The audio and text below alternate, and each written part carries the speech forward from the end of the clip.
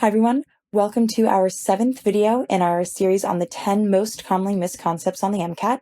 Today's topic is harmonics.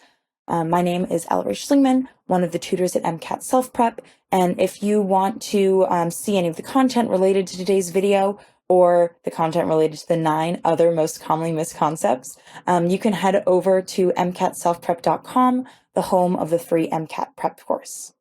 Let's get right into our topic. Before we get into harmonics, we really need to start with some basic wave terminology.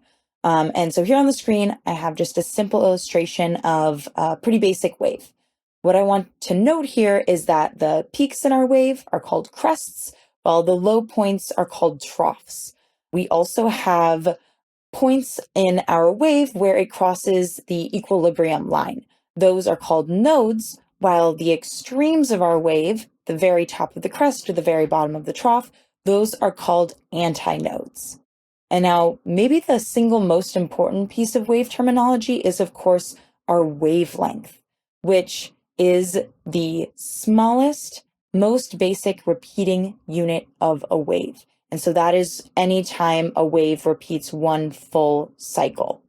Just to give you an example of what a wavelength might look like when it's not a very cute, pretty basic wave, I have some different instruments here, and I kind of drew out the wavelengths for each of these instruments. So here on the flute, these are all showing a single wavelength of sound that is created by this instrument. As you can see, every time it's from where just a particular point in the wave to exactly when it comes back to that point again.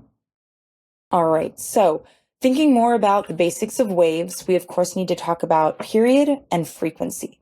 Now, period is the time it takes for one wavelength to propagate. And so that's going to be measured in seconds, like any other time measurement would be. Whereas frequency is actually the number of wavelengths that propagate per second of time. So we're actually going to measure that in a unit called hertz, Hz, and it is actually 1/seconds. So that means that these two entities, period and frequency, are actually inversely related. They're directly inversely related. So you can find the frequency from the period or the period from the frequency just by taking one over the other number that you've been given.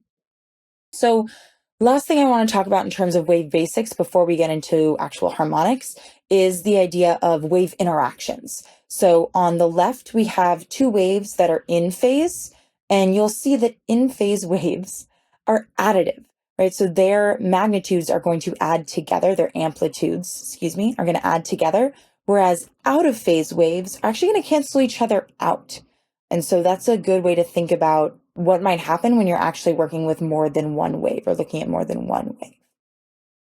Alrighty, so now into the topic of the day, harmonics.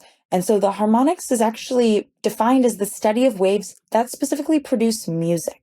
And there are 3 types of waves or instruments that we're going to be looking at in terms of harmonics for the MCAT.